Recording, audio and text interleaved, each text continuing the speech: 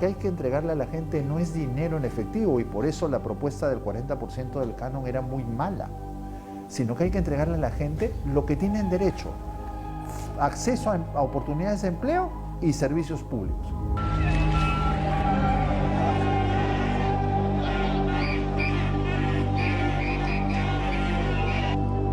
Estamos rechazando y hemos pedido la cancelación del proyecto minero Tía María. Y seguimos con continuamos con esa firmeza y que se cancele el proyecto.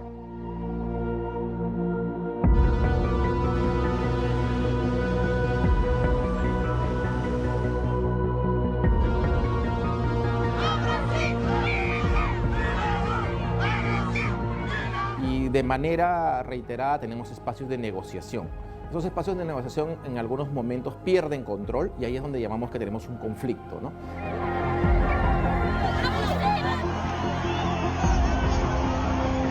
Pese a eso y superadas esas dificultades, se firman actas con un conjunto de acuerdos. No obstante ello, el 50% de esos acuerdos no se están cumpliendo.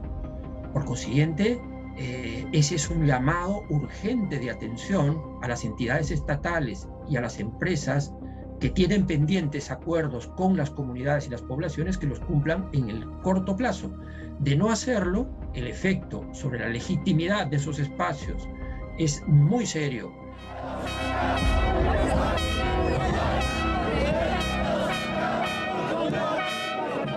Nuestro país es rico en recursos a lo largo de su territorio. Con una geografía diversa y población pluricultural, es muy común que las empresas, el Estado y la gente tengan muchas veces intereses, necesidades o valores contrapuestos. Es allí donde surgen los conflictos sociales y en el peor de los casos se desencadena la violencia y se paga el costo más alto, la vida.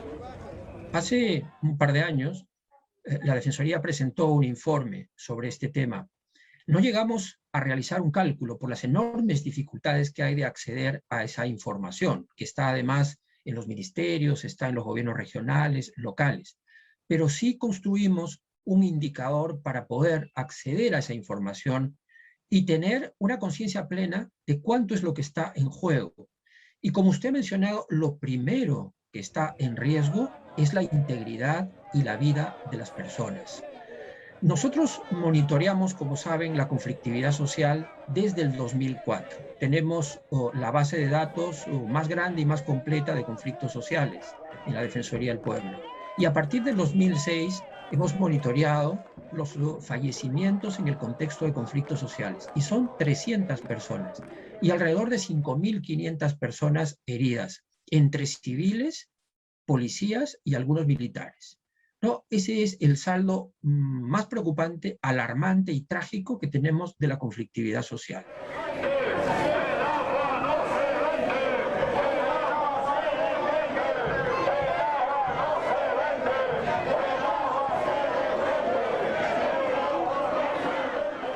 Es por eso que el diálogo y negociación de los actores son la herramienta clave para prevenir el escalamiento a una crisis. Este año, por la pandemia, se empleó la virtualidad.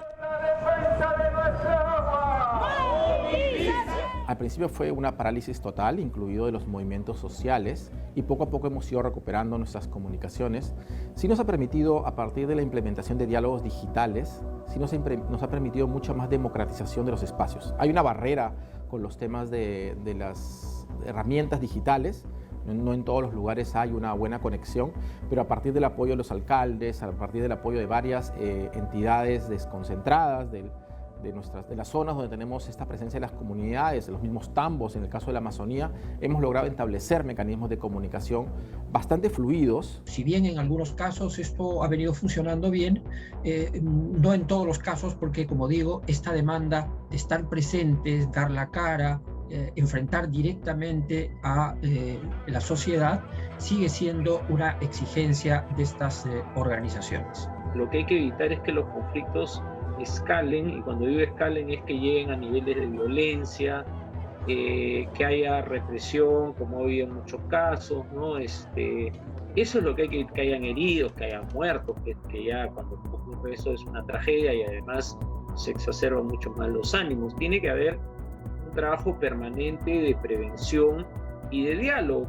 Un ejemplo, el paro agrario que inició en Ica y se extendió en varias regiones del país. El motivo eran mejoras salariales para los agricultores. Las movilizaciones terminaron con carreteras bloqueadas y civiles fallecidos.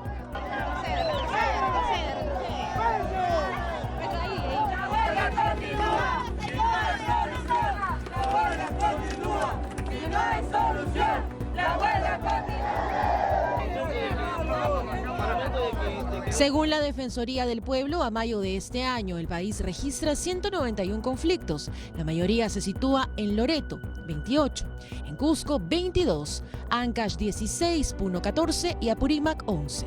98 de ellos ya están en proceso de diálogo. Los conflictos más reiterativos son los de carácter socioambiental, actualmente 124. Luego están los comunales, los asuntos del gobierno nacional, los asuntos del gobierno local, del gobierno regional, laboral y la demarcación territorial. Lo que hacemos nosotros es los clasificamos un poco en conflictos que los tenemos gestionados, con los cuales estamos trabajando, estamos en comunicación con las comunidades, no hemos roto ningún tipo de comunicación y de relacionamiento, y conflictos en los cuales, frente a alguna dificultad, ya sea con la administración o ya sea con el mismo sector privado, se ha generado alguna distorsión en las condiciones, tomas de carreteras. Si hay algo que resaltar, es que más del 60% de conflictos sociales está relacionado a la minería y el 25.20% a los hidrocarburos. Uno de ellos, Tía María. El Estado peruano tiene un problema, que todavía nuestros ingresos públicos dependen muy fuertemente de los ingresos por industrias extractivas. Y no hay muchos proyectos en cartera que comiencen a entrar en los próximos años. Como hemos tenido muchos años de conflictos y proyectos que se han detenido o se han vuelto más lentos en su avance, vamos a tener como una especie de bache. Sería contaminado pues el río Tambo, y lo otro pues que el pueblo ha dicho que no, y hay no hay licencia social para el proyecto minero Tía María.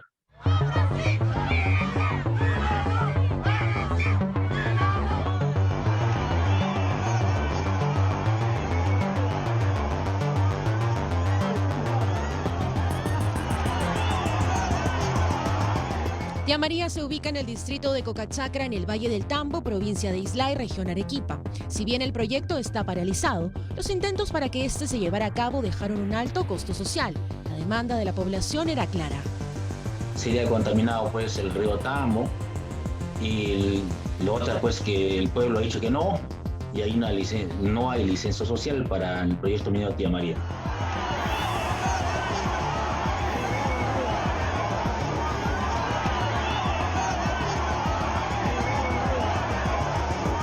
Southern Peru Copper Corporation, de capitales mexicanos, es la empresa a cargo. Las exploraciones iniciaron en el 2003 y se planteaba explotar a tajo abierto los yacimientos de Tía María y La Tapada, dos minas ricas en cobre localizadas en el desierto de La Joya.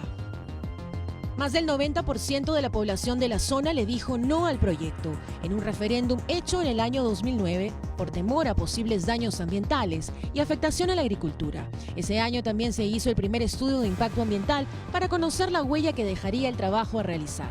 La UNOPS de las Naciones Unidas presentó un informe con recomendaciones. Una de ellas advertía que se iba a emplear el agua del río Tambo. Las 138 observaciones insalvables, recomendaciones sin fin, destrozó al estudio de impacto ambiental. Las partes no llegaron a tener una reunión en la que se pudiera esclarecer con detalle el estudio de impacto ambiental. Ahí está la raíz del problema. Es un problema en el que de un lado había una negativa a discutir en términos técnicos el estudio de impacto ambiental, y de parte del Estado no logró crear los espacios suficientes como para que esto ocurra. Un mes después, iniciaron las protestas.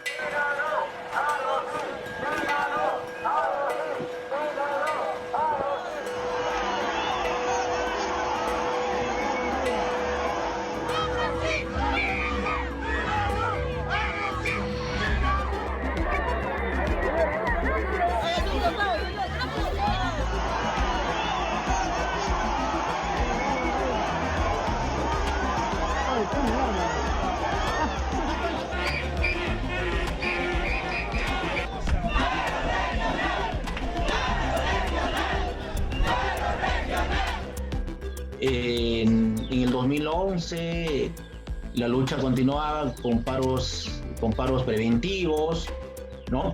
Para que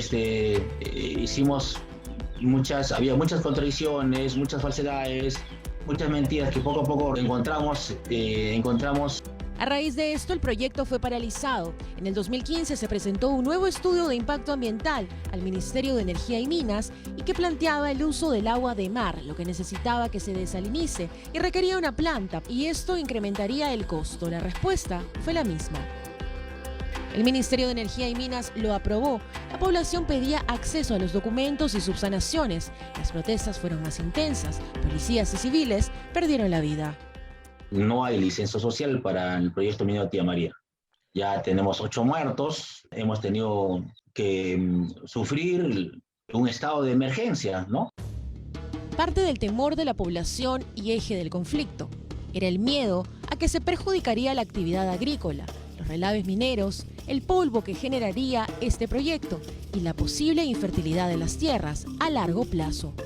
Y la tapa está muy cerca, en línea recta, a unos 670 metros del río Tambo, y en esa misma línea recta se encuentra la Bocatoma, que lleva pues agua para el consumo humano, para el consumo de huertos y otros sectores más, inclusive para la industria.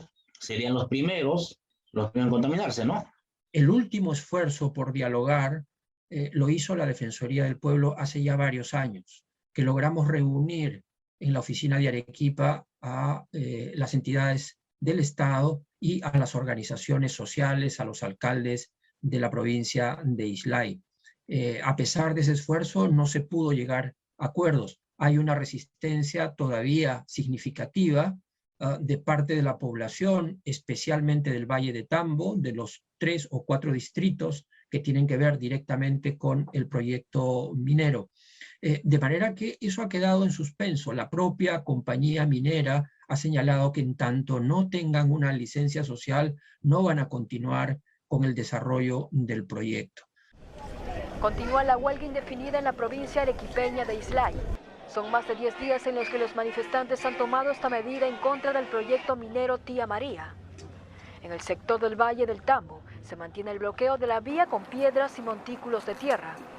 En la ciudad de Arequipa, un grupo de agricultores se mantienen en huelga de hambre, mientras que gremios locales preparan una paralización para el 8 de abril, en solidaridad con los manifestantes de la provincia de Islay.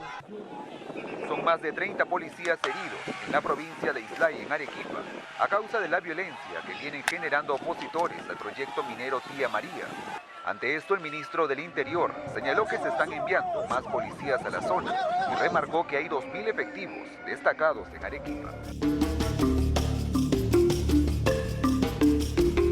En el gobierno de Martín Vizcarra se otorgó la licencia de construcción de la plaza de procesamiento. Hubo una nueva huelga y la Junta de Usuarios se negó a dar la licencia social, es decir, el visto bueno, en el Valle del Tambo. Se mantenían firmes en la frase agro sí, mina no. Hemos hecho firmar algunos documentos y compromisos con algunos candidatos. Y uno de ellos es el profesor Pedro Castillo, que ha venido, no solamente ha firmado, sino ha ratificado con su huella digital la cancelación al proyecto Tía María y terminar con la criminalización de la protesta social y perseguimiento y no sé. Y pues también algunas demandas que pedimos la ampliación de la frontera agrícola, ¿no? Según pobladores que se comunicaron con TV Noticias, la tensa situación se inició cerca de las 5:30 de la mañana, cuando un helicóptero de la Policía Nacional sobrevoló la zona y lanzó bombas lacrimógenas, lo que habría provocado que los manifestantes salieran a las calles, donde también se apostó un fuerte contingente policial que intentó replegarlos, lanzando lacrimógenas y disparando perdigones.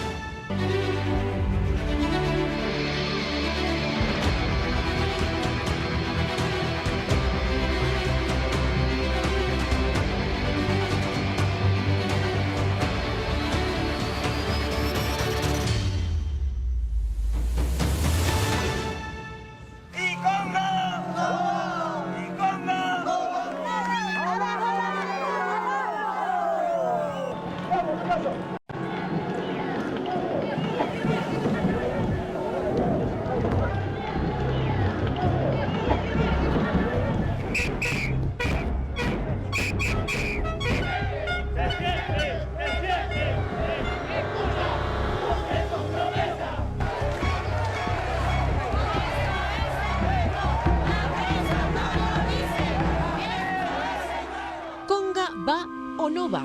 Fue por muchos años el dilema. Un proyecto minero ubicado al noreste de la ciudad de Cajamarca, en los distritos de Sorochuco y Huasmín, en Serendín. La minera Yanacocha planteaba un tiempo de 19 años para extraer aproximadamente 600.000 onzas de oro al año y más de 70.000 toneladas de cobre. Un polémico estudio de impacto ambiental fue aprobado en el año 2010 durante el gobierno de Alan García y el Frente de Defensa Ambiental de Cajamarca se opuso. Y uno de los problemas principales que la población adujo fue el tema de las lagunas que se secarían. La empresa planteó reservorios, la gente no aceptó, porque la gente no cree en la empresa. Además del tema de posibles hechos de contaminación, es lo que significa la explotación de un yacimiento que va a transformar todo el entorno de la población que vive en el entorno de la mina, ¿no? Se planteaba 2 tajos abiertos en la laguna del Perol y además involucrarían a la laguna Azul, Mala y Chica, lo que para los comuneros representaba una amenaza para el agua, sus animales, sus tierras y el ecosistema. A cambio, la minera ofrecía construir reservorios, pero la población nuevamente dijo agua sí, mina no. En el 2012, y tras un peritaje con varias recomendaciones al estudio de impacto ambiental, Ollanta Humala dio luz verde. Este conflicto, como la gente algunos pueden recordar, no solo generó una enorme movilización, no solo en el campo, sino en la ciudad de Cajamarca, y terminó con la caída del primer gabinete de entonces presidente Humala, ¿no? Y un cambio en la política de Humala, ¿no? En ese momento. El conflicto escaló y las protestas llegaron a su cúspide en Cajamarca. El diálogo no daba fruto y dejó 5 muertos y decenas de heridos. Uno de los rostros de la lucha de los denominados guardianes de la laguna fue Máxima Acuña, quien poseía un terreno en la zona y fue acusada de usurpadora. Más adelante sería reconocida internacionalmente.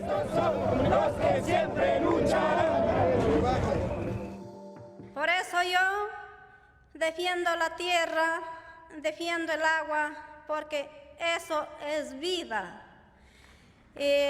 Yo no tengo miedo al poder de las empresas, seguiré luchando.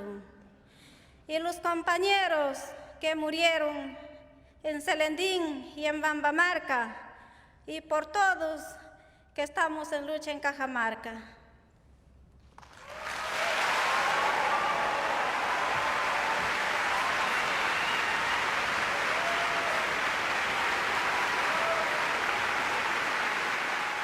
El problema es que la población en general en Cajamarca, que es cierto que es una población que vive en una situación de pobreza, no vio, literalmente, sobre todo la del campo, no vio los beneficios que todos los gobiernos le dijeron que la minería había traído, ¿no? Y la población rural de Cajamarca es básicamente una población que trabaja la producción agropecuaria.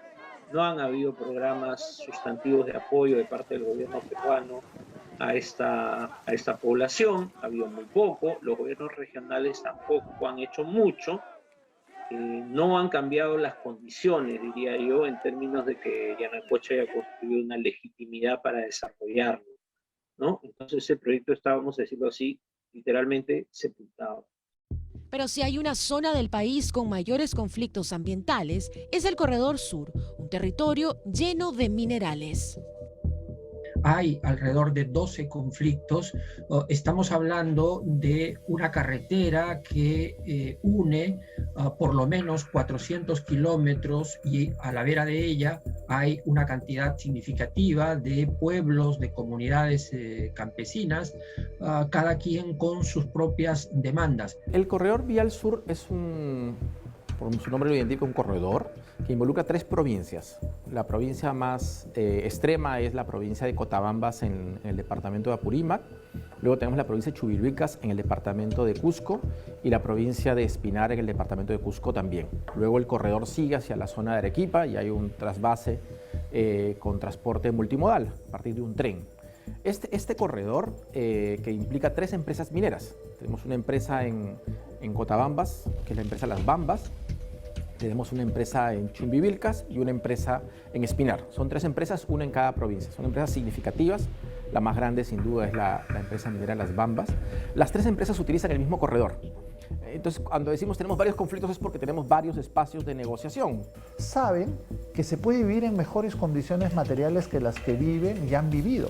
Entonces exigen y saben que pueden presionar, porque si tienes una consulta previa, yo me planto en el terreno, no dejo entrar al equipo de consulta previa y el proyecto no avanza. Si tienes una carretera donde pasa el mineral, me planto en la carretera, no dejo pasar los camiones, entonces el gobierno nacional se desespera porque no hay embarques y no hay impuestos. En las alturas de Fuerabamba, a más de 4.000 metros, se encuentra Las Bambas, una mina con más de 1 millón de toneladas de cobre. Se calcula que cerca del 2% del cobre mundial. Está ubicada en Cotabambas, Apurímac. En el año 2014, la compañía suiza Glencore la vende a la empresa china MMG y la situación se complica. Si bien la comunidad de Fuerabamba fue reubicada y compensada, había otras demandas como la construcción de un ducto para el transporte de minerales y compensaciones. Pese a los intentos de diálogo, este se rompió y las protestas dejaron 5 muertos y decenas de heridos entre el 2015 y 2016.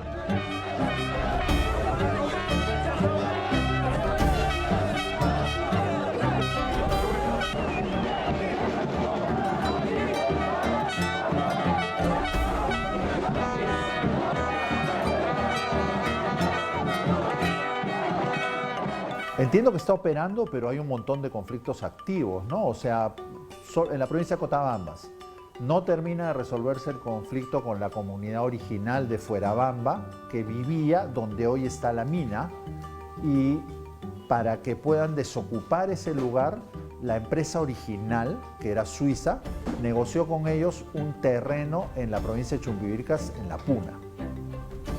¿Fue una mala negociación? Es posible, pero esa fue la negociación que hicieron. ¿Qué pasa? La carretera que lleva el mineral a la costa pasa por ese terreno de la comunidad. Entonces la comunidad tiene el seguro. Si quiere presionar a la empresa, le corta la carretera ahí en la Puna.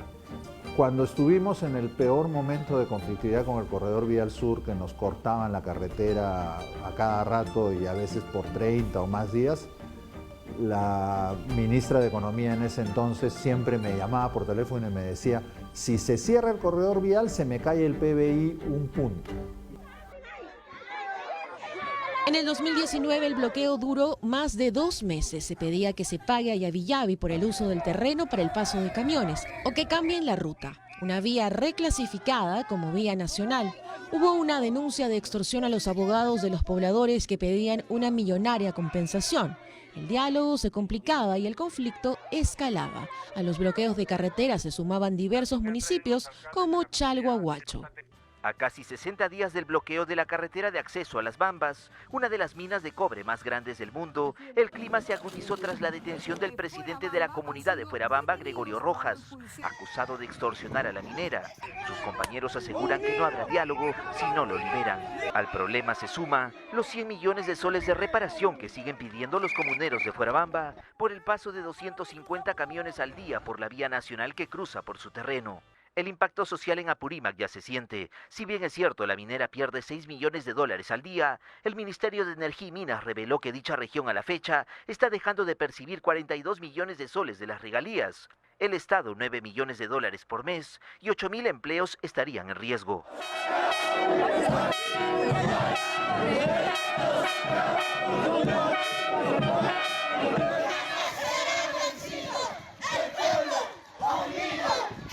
Ministros de Estado, la Defensoría y hasta la Iglesia mediaron en los acuerdos con la empresa y las comunidades para poder llegar a un buen fin.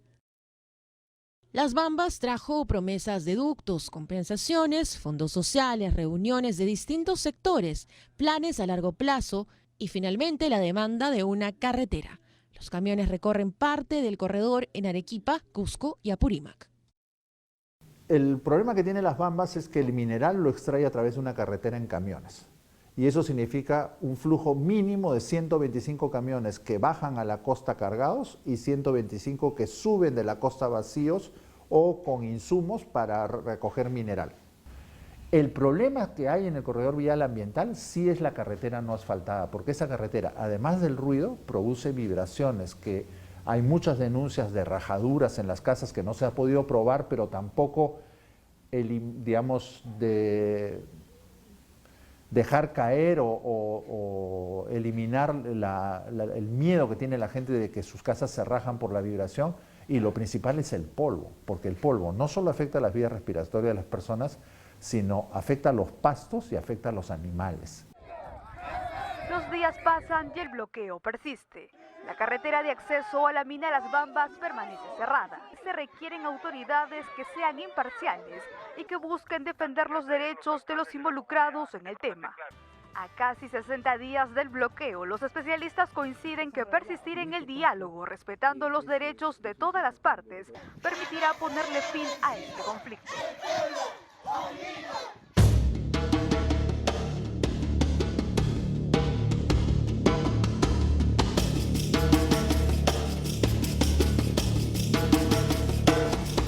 El corredor en total tiene como 300 kilómetros, poco menos de 300 kilómetros, y debemos estar en el saneamiento. Esperamos terminar con el gobierno en más del 50%. Lo que se ha avanzado en los últimos 2 años es en la compra de los terrenos con las comunidades, las negociaciones con las empresas. Esperamos terminar una buena parte de ese corredor ya con los terrenos saneados y la construcción de manera progresiva. Conforme vamos consiguiendo la negociación con las comunidades y la entrega de los terrenos, vamos haciendo el proceso de asfaltado de esa carretera. El Perú es, después de Chile, el segundo productor de cobre a nivel mundial, con 2.5 millones de toneladas al año. De esta cifra, aproximadamente 400.000 toneladas le corresponden a Las Bambas en Apurímac, uno de los 5 principales proyectos mineros del país. Las exportaciones del complejo minero no llegan al terminal marítimo de Matarani, en Arequipa, debido al bloqueo de la vía que los conecta. Esto tendría graves repercusiones en la economía. La eventual paralización de la producción a cargo de la empresa china MMG dejará de aportar al menos 30 millones de soles al mes en regalías. El presidente del Banco Central de Reserva, Julio Velarde, advirtió que esta situación tendría un impacto en el PBI. Dijo esperar que este conflicto logre resolverse a la brevedad posible para evitar un impacto negativo en la economía peruana. Lo ideal sería que capitalicemos esos precios altos en los próximos años para convertirlos en políticas sociales y políticas de reactivación económica, ¿no? Que es lo que necesitamos fuertemente ahora después de los estragos que ha hecho la pandemia en los ingresos de las familias, ¿no?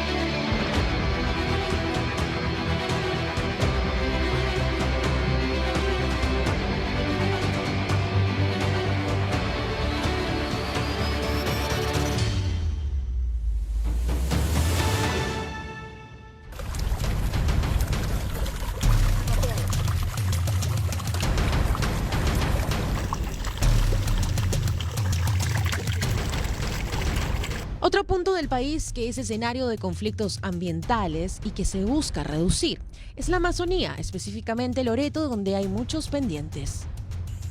Un ataque que representa un grave daño al medio ambiente. Un nuevo derrame de petróleo se reportó en el oleoducto norperuano, esta vez en la comunidad nativa Nuevo Progreso, provincia de Datem del Marañón, en Loreto. En un comunicado, Petroperú denunció que este hecho fue consecuencia de un acto delincuencial contra la infraestructura. Además, lamentó que los pobladores no permitan el ingreso del personal enviado para los trabajos de contención. La empresa estatal informó que tras el ataque se activó inmediatamente su plan de contingencia. Además, se conoció que el organismo de evaluación y fiscalización ambiental inició la supervisión ante el derrame de petróleo. Hay una agenda de temas vinculados a prestación de servicios básicos, ¿no? Agua, desagüe, la calidad del servicio de salud, igualmente de la educación. Pero a eso se agrega la existencia de pasivos ambientales de muchos años atrás que han impactado fuertemente en una población además que hace uso del agua de los ríos, que caza y pesca en su territorio y que por consiguiente, en su caso, afectar el medio ambiente es afectar directamente sus medios de vida. En el caso de la zona norte, que ha sido una zona que hemos escuchado mucho, con muchas dificultades, sobre todo por rupturas en el ducto, en el ducto de petróleo, ¿no? El oleoducto norperuano que se denomina, algunas paralizaciones por empresas, en particular por dificultades en relacionamiento con las comunidades. Se ha intentado hacer un trabajo más integral, tenemos un plan de cierre de brechas, que es un esfuerzo con las comunidades, una construcción participativa para tener mecanismos de intervención constante. El oleoducto norperuano tiene más de 1000 kilómetros de largo, es el más extenso del país, recorre 5 departamentos. El petróleo extraído es transportado por ductos cruzando los Andes hasta el terminal de Bayoar en Piura. En Loreto están las estaciones de Saramuro, Andoas, Moronas y la estación 5, el Datem del Marañón. Uno de los instrumentos que se solicita es el de la consulta previa. Se establece a través de una negociación, que ahora lo están haciendo y lo están haciendo de forma satisfactoria, consiguiendo acuerdos importantes que beneficien a las comunidades de esta zona del lote 192, que son alrededor de 100 comunidades nativas, ¿no? Con temas concretos por el tema del territorio, de reconocimiento, de titulación, de remediación, de compensación y de todas estas demandas que tiene la población. En el caso de Cuninico se ha aplicado una sanción, en el caso de Morona e Imasa los procedimientos están en curso, en el caso de Barranca mañana se determinará el inicio o de un procedimiento o de una papeleta ambiental, más el inicio de una acción judicial por delito contra el ambiente y a su vez las decisiones que corresponderán al directorio de Petroperú en relación a su conducción. La cantidad de derrames a lo largo de la Amazonía a causa de corrosión o de fallas de ductos y débiles sistemas de monitoreo de las empresas ha perjudicado a las comunidades y el agua de sus ríos, sus peces y ecosistema. Durante estos conflictos se tomaron las estaciones y se realizaron paros en diferentes puntos. Las comunidades exigían trabajos de remediación y reparación. Un inmenso manto negro cubrió gran parte del afluente ubicado en la zona de Chiriaco, cauce que desemboca en el río Marañón. El derrame de 2.000 barriles de crudo del ramal norte del oleoducto norperuano administrado por Petroperú causó graves daños en el ecosistema de esta localidad perteneciente a la región Amazonas. Es la segunda vez que se produce un hecho similar en lo que va del año. A inicios de febrero, pobladores de la provincia Datem del Marañón en Loreto reportaron una fuga de petróleo. Casi 8.000 personas de las comunidades nativas cercanas habrían sido afectadas. El ministro del Ambiente pidió que la empresa estatal reciba sanciones severas por la afectación a la naturaleza. En las últimas horas trascendió el pedido de la población para que se declare emergencia sanitaria en la zona. Mediante un documento, Ocinerminc informó que realiza las investigaciones correspondientes sobre las causas del derrame y el grado de responsabilidad de Petroperú. Las demandas en general van a estar relacionadas concretamente a cada tramo, ¿no? Cada comunidad que ha sido afectada por un derrame o por la falta de pago de servidumbres o porque sus territorios no están reconocidos y titulados. Hay una diversidad de demandas, ¿no? Y el problema es que no se sabe, por lo menos la información que tenemos, con exactitud cuántas comunidades, por ejemplo, comunidades nativas estarían afectadas a lo largo de todo el oleoducto. Entablar el diálogo y sobre todo sostenerlo es complejo y extenso.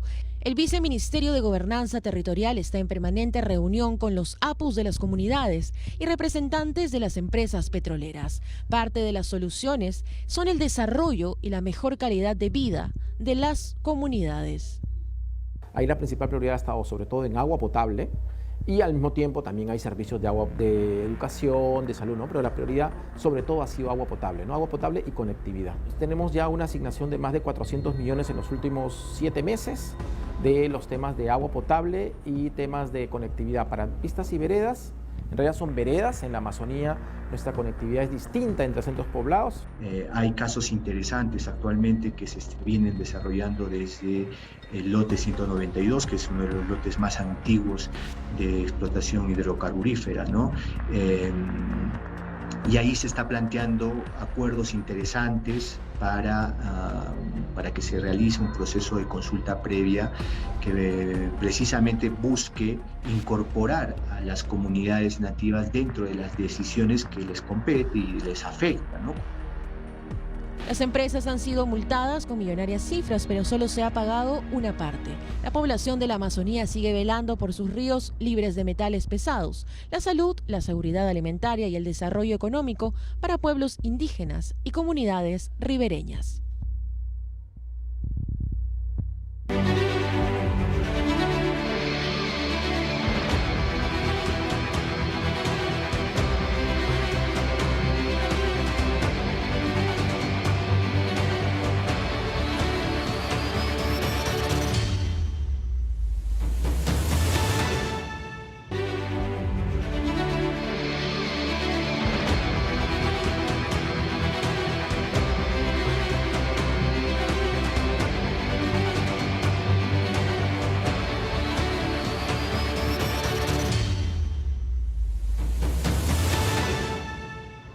Desde el corazón del Perú, algo grande nos está uniendo.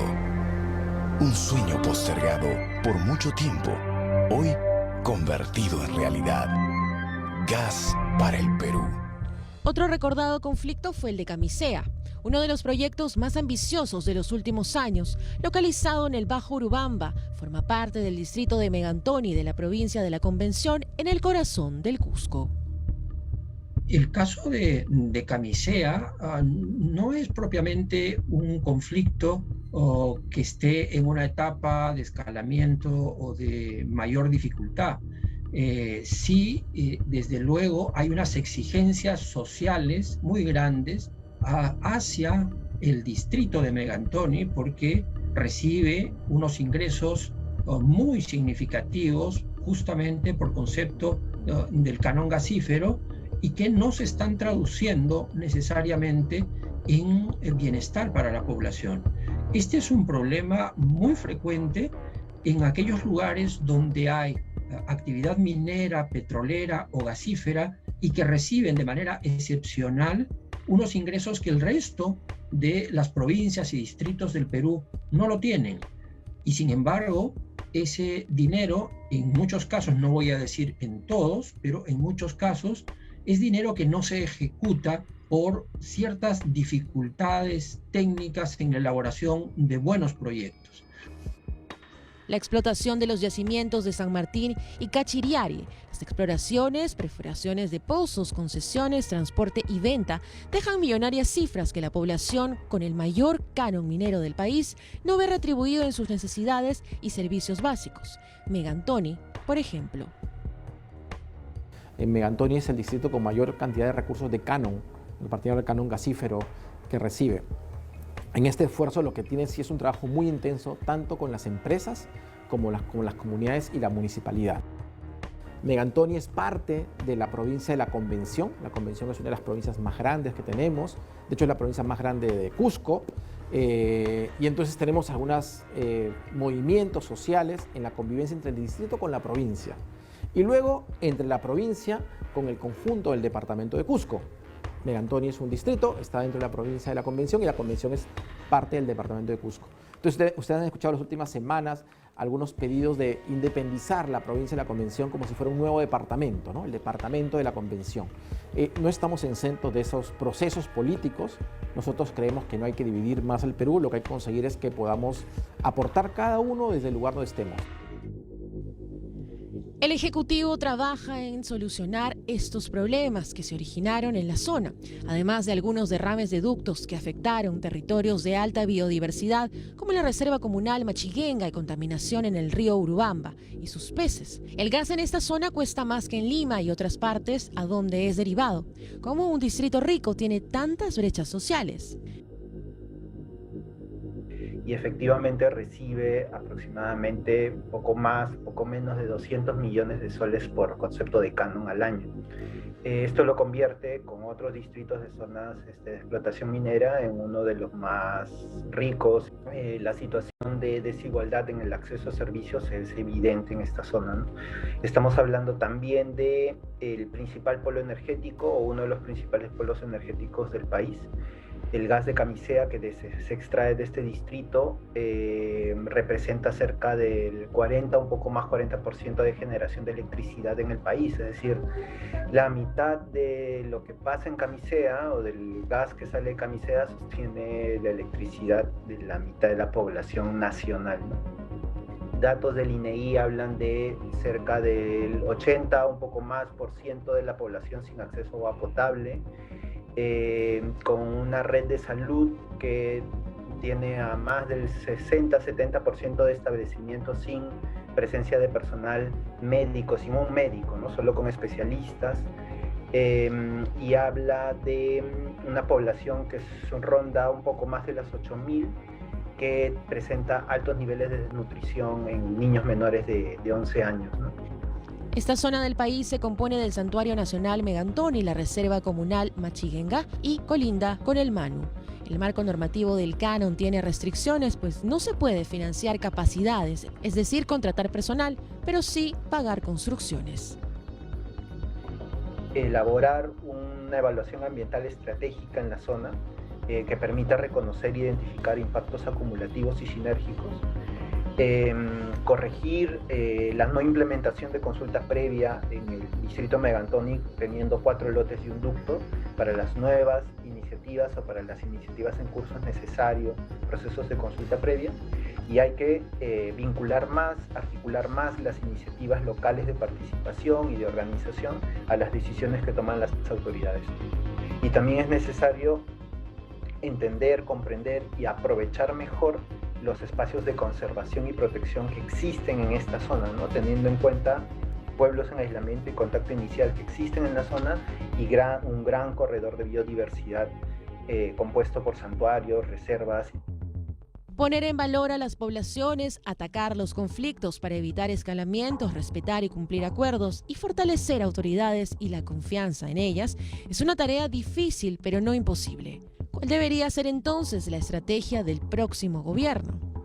No atacar únicamente cada uno de los casos, sino con una perspectiva más amplia, introduciendo políticas públicas que tengan un impacto en los niveles de vida de la población. Me refiero fundamentalmente a acceso a la salud, a la educación, a infraestructura, a planes de desarrollo. Creo que podríamos, pensando en el mediano plazo, ir resolviendo esta conflictividad tan extendida en este campo. No nos quedemos solo pensando que el problema de la minería o del petróleo o de los hidrocarburos es solamente la renta. Yo creo que es un error de los gobiernos de derecha y de los gobiernos de izquierda, que solo piensan en la renta. Lo que hay que pensar es en la gente. Lo que hay que pensar es en el impacto ambiental. Mientras que no tengamos un Estado que le diga a la gente, yo necesito impuestos de la actividad minera, porque hoy día en el Perú, hasta que se diversifique y se sofistique la economía peruana, vamos a seguir dependiendo de la actividad minera muchos años. Pero yo te voy a devolver a cambio servicios públicos. ¿Pero y quién cambia eso? Un gobierno audaz. Conflictos activos, resueltos y latentes que heredará el próximo gobierno, y a puertas de unas elecciones municipales y regionales. La mayoría de las comunidades no está en contra de la empresa ni el desarrollo, sino que exige que los beneficios de los recursos de sus tierras se vean reflejados en su gente y espacio.